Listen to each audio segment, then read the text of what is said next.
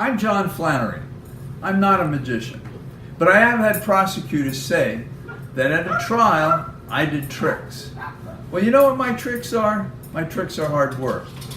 And they're as simple as 1, 2, 3. These 3 hard rings.